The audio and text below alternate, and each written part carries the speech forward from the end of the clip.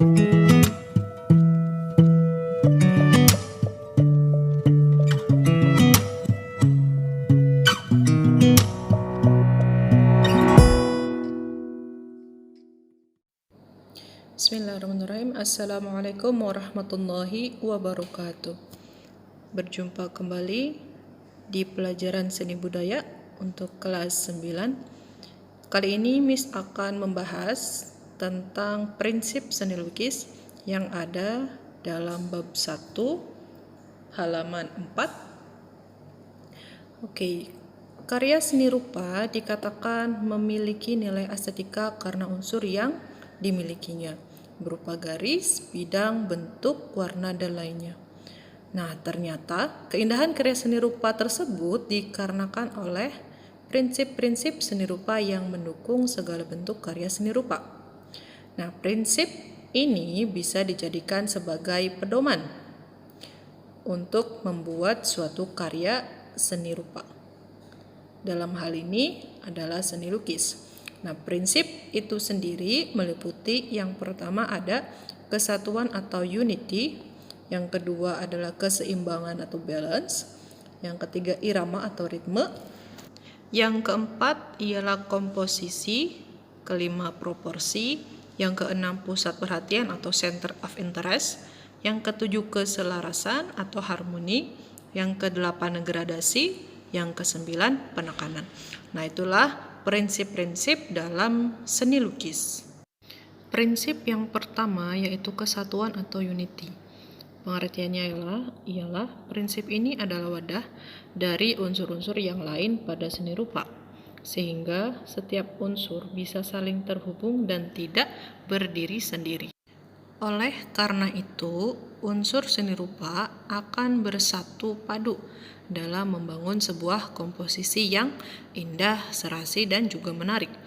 Prinsip kesatuan ini merupakan bahan awal komposisi karya seni.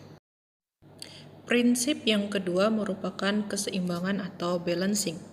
Nah, prinsip keseimbangan ini berhubungan dengan berat ringannya suatu karya seni. Prinsip keseimbangan memiliki pengaruh besar pada kesan susunan unsur-unsur seni rupa. Prinsip ini bisa dibuat secara simetris, asimetris, maupun radial.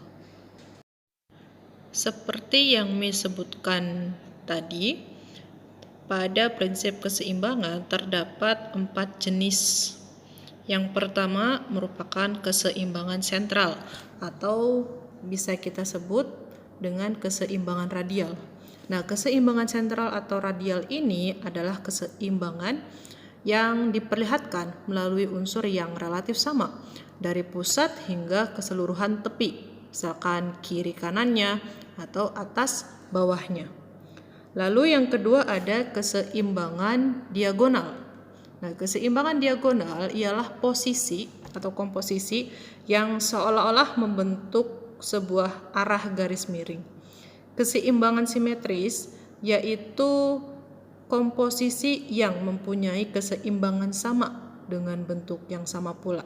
Nah, tujuan dari prinsip keselarasan adalah untuk menciptakan keharmonisan dari unsur-unsur yang berbeda, baik bentuk maupun warna.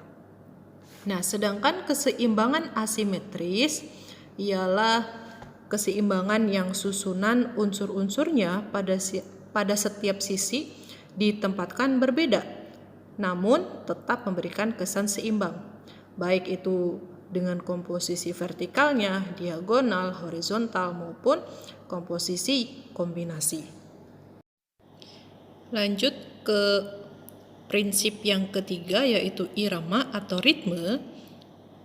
Irama atau ritme merupakan pengulangan satu atau lebih unsur secara teratur dan terus-menerus sehingga mempunyai kesan bergerak. Pengulangan ini bisa dalam berwujud bentuk, garis maupun rupa-rupa warna. Seperti contoh yang Miss berikan di bawah, itu adalah contoh bagaimana ketika kita melukis sebuah karya seni dengan menggunakan ritme atau irama. Dalam contoh tersebut bisa kita lihat selain dari bentuknya, ini juga pengulangan ini dilakukan pada warnanya. Ada macam-macam warna dan juga bentuk yang sama berulang-ulang. Prinsip yang keempat ialah komposisi. Nah, prinsip ini merupakan salah satu prinsip yang menjadi dasar keindahan dari sebuah karya seni. Karena komposisi berhubungan dengan penyusunan unsur-unsur seni rupa menjadi serasi dan teratur, sehingga menghasilkan karya seni yang bagus serta menarik. Jadi dapat bertujuan untuk menampilkan ekspresi dalam sebuah karya seni, khususnya dalam seni lukis. Prinsip yang kelima yaitu proporsi atau kesebandingan.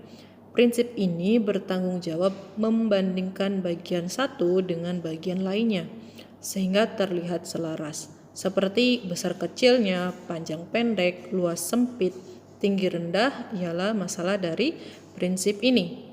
Kita ambil contoh mudahnya yang bisa kita jadikan gambaran, yaitu ketika kita membuat lukisan tubuh manusia, maka bagian tubuh yang kita ambil, misalkan wajah, antara ukuran alis, mata, hidung, mulut itu harus seimbang. Nah, ada juga contoh yang sudah Miss berikan, itu ada gambar yin dan yang. Nah, proporsi ketika kita menggambarnya harus sama satu sisi dengan sisi yang lainnya. Tidak boleh ada yang lebih besar maupun yang lebih kecil. Jadi harus sama-sama besar atau misalkan sama-sama kecil. Jadi sisi satu dengan sisi yang lain haruslah seimbang. Lanjut ke prinsip berikutnya yaitu pusat perhatian atau center of interest. Prinsip ini disebut juga dengan prinsip dominasi, yang merupakan bagian usaha untuk menampilkan bagian tertentu dari sebuah karya seni sehingga terlihat menonjol atau berbeda dari bagian yang lainnya. Bisa dengan cara mengatur posisi, ukuran, warna, maupun unsur lainnya, seperti yang ada di gambar. Ada beberapa garis di situ, garis putus-putus, tetapi di sisi yang lain ada garis yang berbeda. Nah, dari gambar tersebut bisa kita simpulkan bahwa satu titik tersebut merupakan center of interest yang ingin ditampilkan atau ditonjolkan. Prinsip yang ketujuh yaitu keselarasan atau harmoni. Keselarasan merupakan prinsip guna menyatukan unsur yang ada di dalam seni rupa tersebut dari berbagai bentuk yang berbeda. Keselarasan ini muncul dengan adanya kesesuaian, kesamaan, dan tidak bertentangan. Keselarasan bisa dimunculkan dengan cara mengatur warna, misalkan pencahayaan, bentuk dengan rapi atau tidak terlalu mencolok satu sama lain. Nah, tujuan prinsip ini adalah untuk menciptakan perpaduan yang selaras. Prinsip yang kedelapan yaitu gradasi. Gradasi merupakan susunan warna berdasarkan tingkat perpaduan berbagai warna yang digunakan di dalam sebuah karya seni secara berangsur-angsur. Nah, prinsip gradasi ini sering digunakan saat membuat karikatur atau lukisan, mozaik, dan seni rupa dua dimensi lain, karena gradasi berperan menghidupkan karya seni. Nah, biasanya pada seni yang menggunakan gradasi, ini biasanya nih dari warna gelap ke terang. Prinsip yang terakhir dari seni lukis atau seni rupa yaitu penekanan atau kontras. Nah, kontras ini mengatur perbedaan dari dua unsur yang berlawanan. Perbedaan mencolok di warna, bentuk, dan ukuran sehingga karya seni terkesan tidak selalu sama. Nah, dengan prinsip seni rupa ini, maka hasilnya sebuah karya seni itu akan terasa lebih berwarna dan menarik. Oke, itu materi yang bisa saya sampaikan pada kesempatan kali ini. Semoga bermanfaat, dan bila ada pertanyaan silakan ditanyakan di kolom komentar. Jangan lupa untuk absen, ketik kelas, dan juga nama lengkapnya. Terima kasih atas perhatiannya. Misahiri, wassalamualaikum warahmatullahi wabarakatuh.